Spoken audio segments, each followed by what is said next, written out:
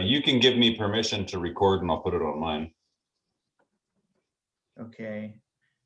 It says it's recording to the cloud right now.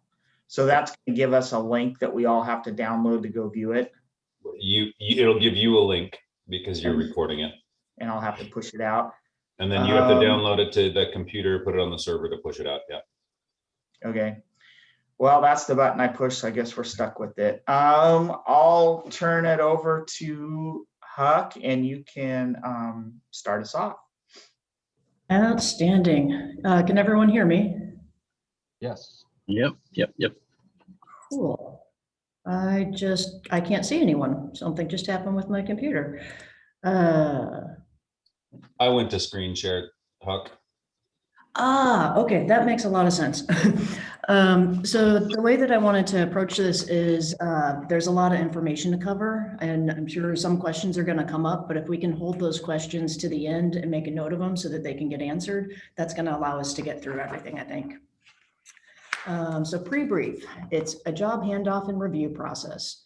The purpose is to get your head wrapped around the project, understand the plans, the amount of time allotted for tasks, look at the schedule, and look for any discrepancies between design and estimating and production feasibility. So the one thing I want to say here is the sales and design team have really worked hard to keep the field crew moving. They also have at least 10 other projects that they're working hard to do the same thing for. So this pre-brief meeting is typically allotted an hour.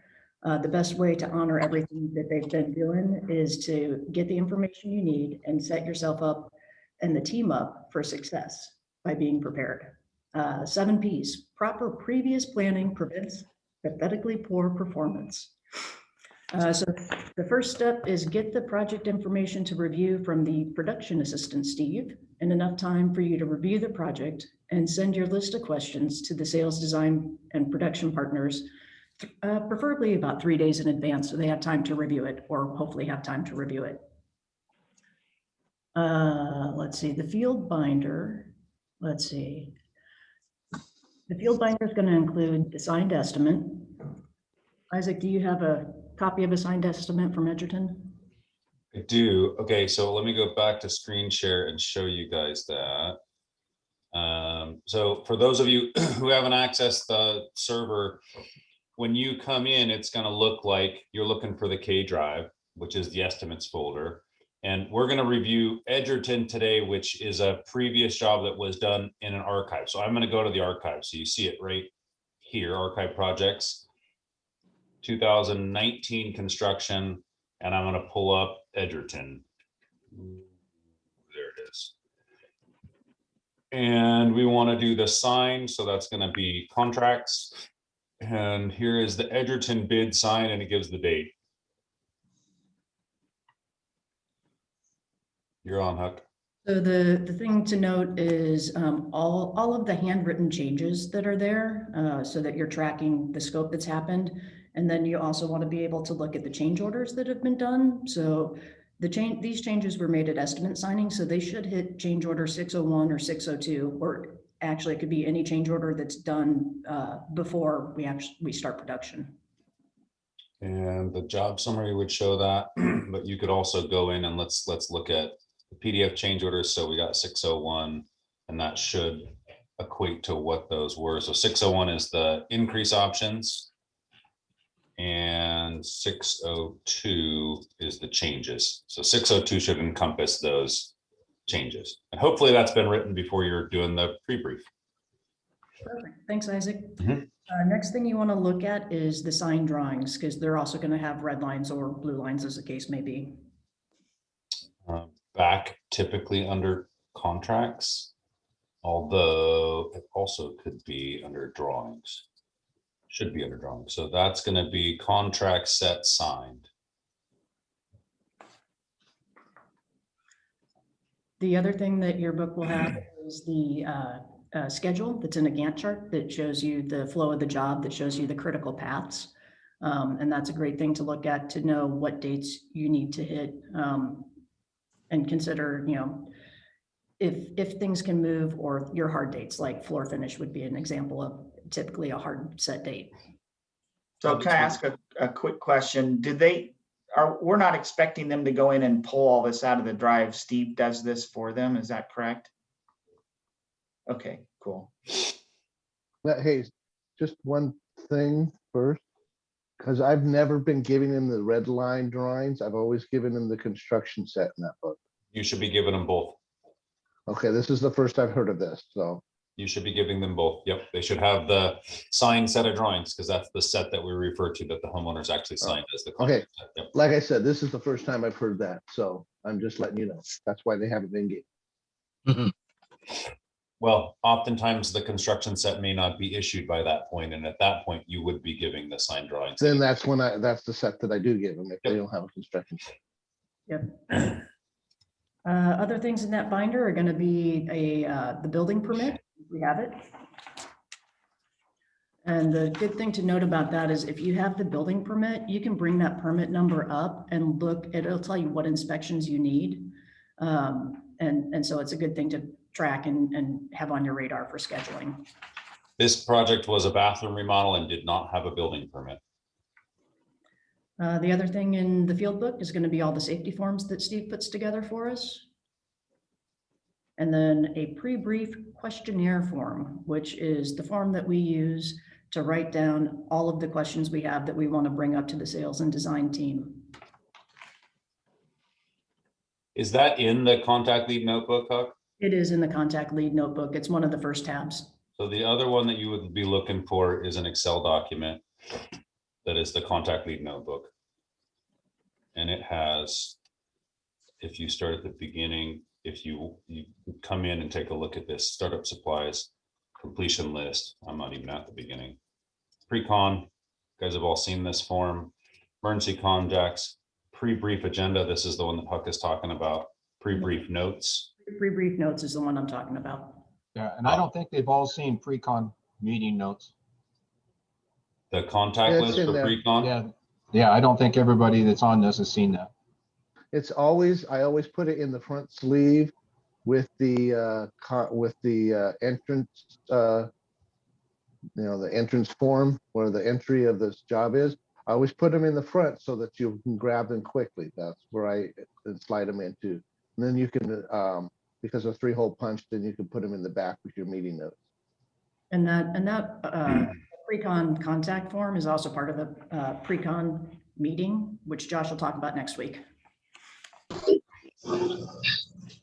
All right, other sources of information that we have before photos, which are available on Builder Trend now. I find that really helpful to go through and just see the site as I'm wrapping my head around what we're going to be, the changes we're going to be making to it. It helps me think about logistics as well.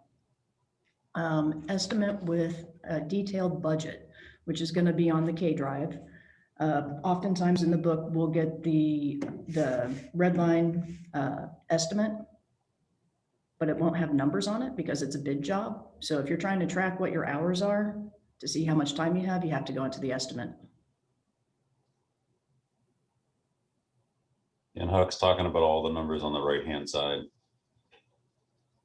Yep. You want to, Isaac, can you scroll up to a header line where it just says labor, material, subs? Perfect. And then in this document is also all of the change orders that are done. And purchase orders if they've been started. Oh, Different sorry, document. different document. Sorry, that's the subcontractor document. I know everybody's following along. Follow the mountain ball. So in the subcontract document, it's every subcontract that's been written and the revisions that are there. So the original subcontracts are the 400 series, the revisions are a 500 series, and purchase orders are a 700 series. What happened to the 600 series? That's our change orders. That's in the estimate. And there is no 800 series as far as I know, but we do have a 900 series too. Isaac, do you want to talk about that?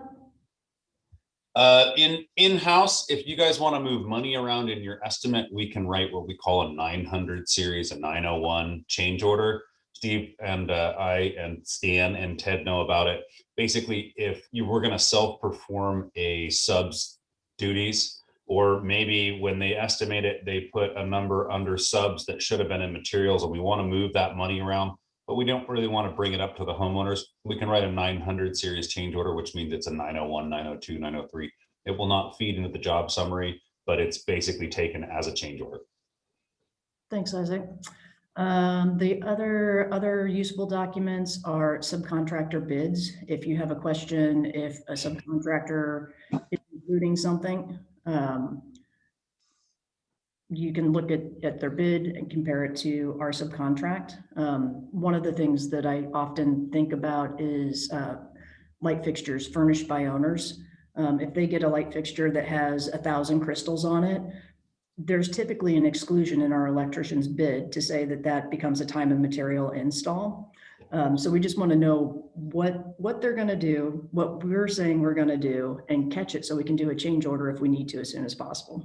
And Huck, if it's probably not clearly defined that if they pull a crystal chandelier that has 1,000 crystals in it, that's going to be a change because there's too much verbiage.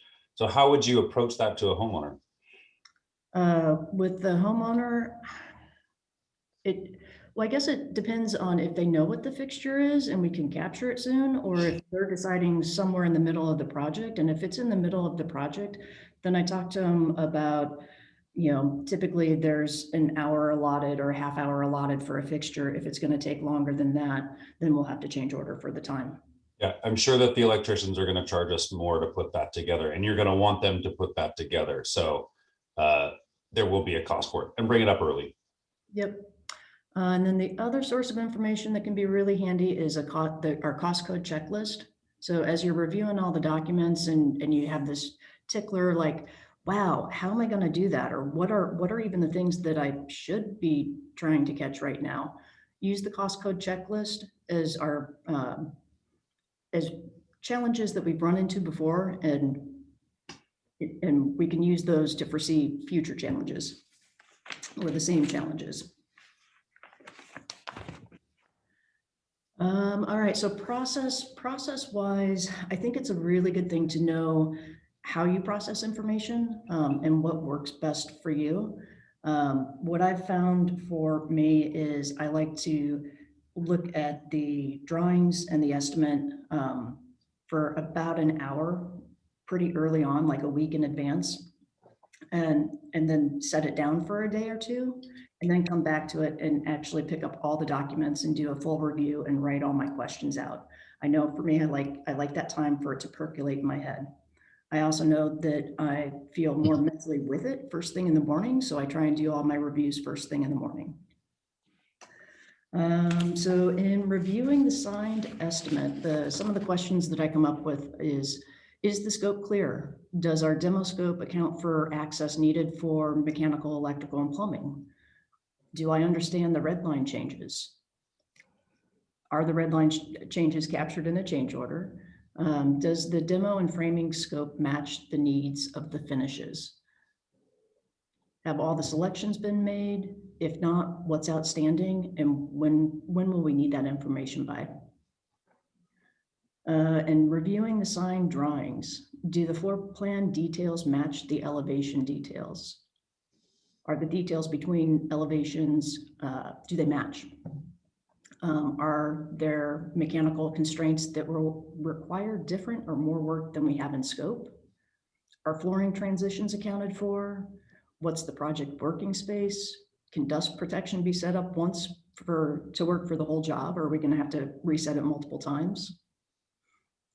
And then in reviewing the schedule, is the sequencing of tasks in the best order for this particular project? Do you see any potential conflicts? Do you see any way to shorten the job duration? Does the time allowed for sub work seem adequate? Is the time for inspections adequate? Decision dates, order dates for material for long lead items. Are there things that need to happen before the job starts? And then reviewing subcontracts, revisions and subbids. Does their scope of work match ours? Do they have any exclusions? What's their start date and how long will their scope take? Reviewing the before pictures on builder trend. Any site logistical concerns?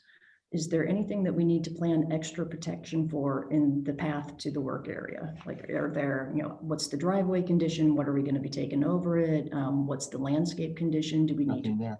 Yes. And then reviewing the estimate. Some of the things I think about is you're looking at the hours, make sure that you're not factoring in the 1,000 hours because that will make the bosses cranky. For PM time, it's our time to do meeting agendas, change orders, run weekly meetings, and get the information to Steve to get the notes published, to do our receipts and to do our safety. Do the hours and material cost seem adequate for scope by cost code? Can you see anything that seems like it might be short and you need to think about how can I change something to save hours later? Or how can I do this scope differently so I hit these hours? Maybe I'm thinking of different scope than what was estimated. Good one. Then do the subcontractor's budget match, bid to scope to, sorry, don't know what my note was there. And then another thing that you want to look at is what is our markup on change orders? I know some jobs are sold at a certain markup, but the change orders are at a different markup. And so I've given somebody a change order without the full markup on it before. So we're leaving money on the table when that happens. We often do change orders, just pen and paper in the field just to get something going. So know what that is. And then the last thing I'm doing is cross-referencing all of my sources. So when I'm reviewing a project, I have like 4 pages or more sometimes of handwritten notes and everything scrawled out. And I write down every question that I can possibly think of. But not all of those questions are, are answerable in the pre-brief review meeting with sales and design. Some of them are production questions. If I can cross-reference the material and answer my own questions, it makes it sink in a lot more, and I'm not taking up the time in the pre-brief meeting. I can also separate what are production questions, what are sales design questions, and keep the production questions for a separate meeting later. And then I will also say cost code checklist. That one is an important one. It's a really useful tool in reviewing all of this. And we can also find the cost code checklist. I'll screen share again. Stop because I was getting out of it, but show you guys in here. If we go to documents and you go to attached documents. Oh, this is in Edgerton. It should be in there though, isn't it, Steve? Or Under is it- global documents, Oh, so, no, it's actually in the field book, Oh. not in global documents. But this is the cost code checklist that Huck is referring to, and each page is under a job cost category, and they're all printed individually as a PDF. The Excel file lives on the K drive and is editable. If you see something that you want to add, let your manager know, and we can go in and add that to it and get it updated. It takes a little bit of time to get back out there because editing and printing an Excel document to a PDF to then pushing it out to the field is a little bit challenging. But an example would be doors.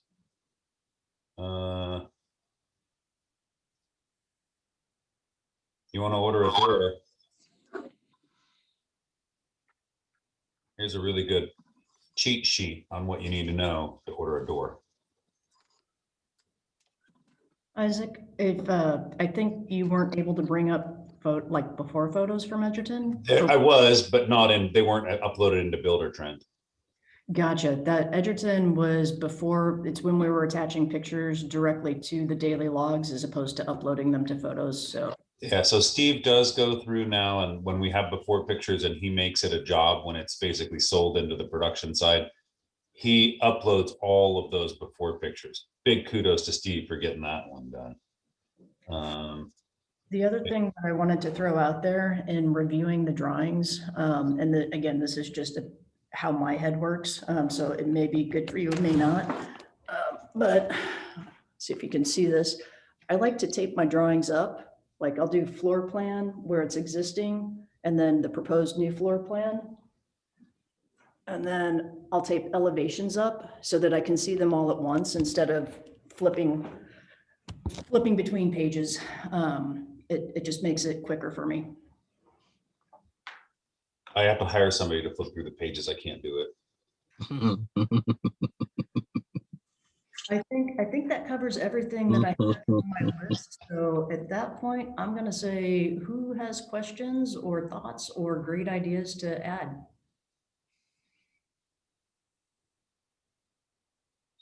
Well, one thing I want to do is just kind of summarize that a little bit, because so we kind of did a whirlwind tour through a lot of different forms and stuff.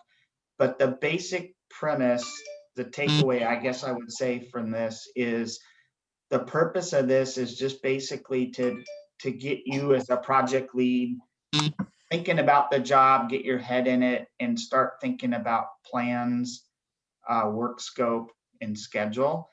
So I wouldn't freak out too much of all the forms that you saw today. We're going to go through some more of those as we go through this. But the bottom line is basically before you start a job, you'll get this binder from Steve that'll have the plans, the scope of work, and the schedule in it. And basically what we want you to do is to look at that stuff before you come to the meeting to discuss it with the designer. And just come to that meeting with questions. If there's anything in there you don't understand, like maybe there's something in the plans that don't make sense or something that seems to conflict. Usually there's like maybe something's written in the scope of work that doesn't jive with what's on the plans. So just make a note of those kinds of questions and then look at the schedule. And just you're going to be managing that schedule and running that job. So we want you to really understand how it's going to flow from A to Z, who the players are. It'll be a good time to go through your phone and make sure you've got the contacts in your phone for all the players on the schedule. And then go to that meeting, ask all your questions. And then at that point, you know, you should be pretty much ready to get started in the job. And we'll go through some of the rest of those steps as we go through the next weeks. And Just a reminder for everybody, I try to have those binders done about a month in advance. But with as much as I have on my plate, I forget when those dates are, when that pre-con date is. Call me or text me or email me and find out, is my book ready? And if it is, I will put it, if you're ready for it, I will put it in your box. There's some days that I just have such an overload that I can't remember when days or what. So if you have it on your list that you're going to have a pre-con within a week, let me know and I'll make sure that book's in your box. you'll get scheduled for a pre-brief before the pre-con. So Yeah. Yeah. But I may not remember when that even is. So and then maybe not the last one, but the meeting for the pre-brief has the salesperson, the designer, the production manager, and Steve or the estimator in it. So we got 4 people in that meeting. The homeowner is paying for us to have that meeting. Actually, it's coming out of your construction budget for the job. So think about it in context. You're getting billed, I'm going to say $500 against the job for that meeting. Think about that in the way that you want to treat that. If you want to come in under budget on your job, having everybody be prepared to be in that meeting and having looked at the documentation and not just showing up and say everything looks good. What does everything look good? Tell your production manager. You didn't look at it.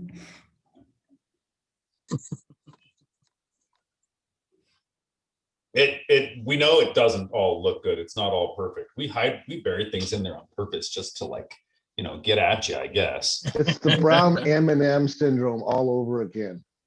So Isaac, let me jump in. Yeah.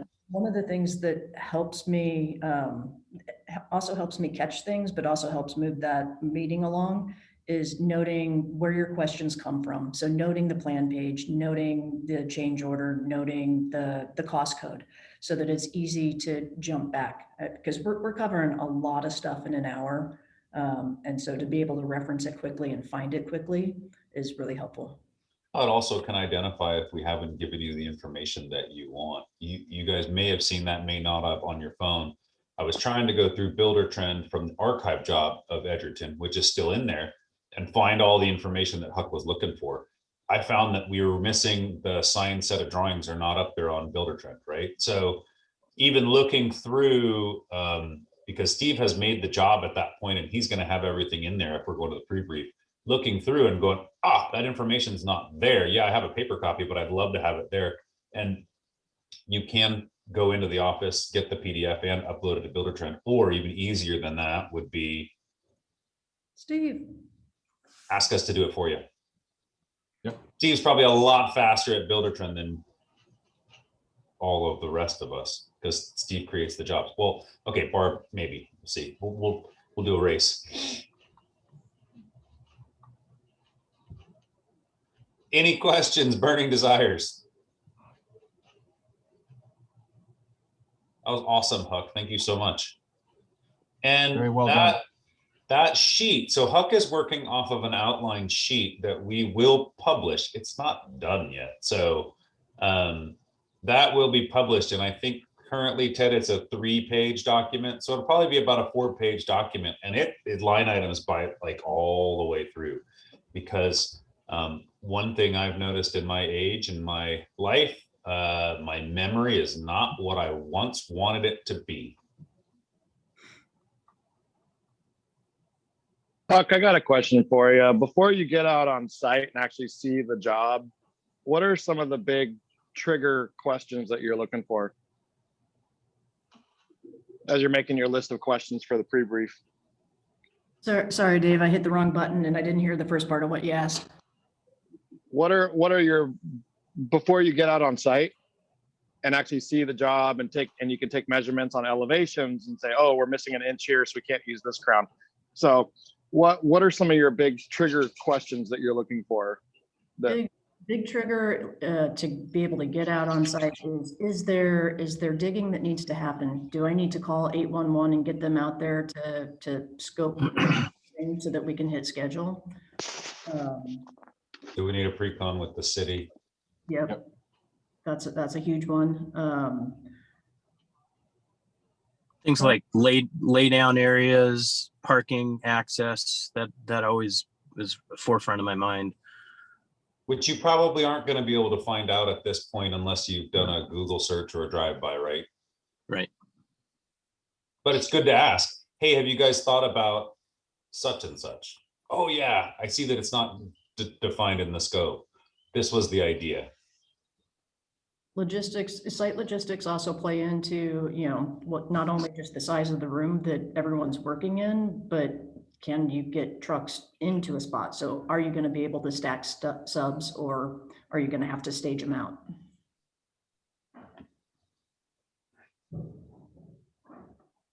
If you guys find that there is a specific thing that you are finding in an estimate, right? A specific like area of challenge, or, oh man, I keep seeing this on a job, what might you do?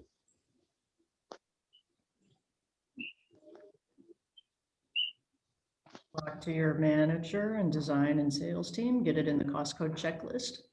Well, get it back to estimating to be like, hey, I've seen this be missed. Can we get it included? Yep. All right, let's go on to safety.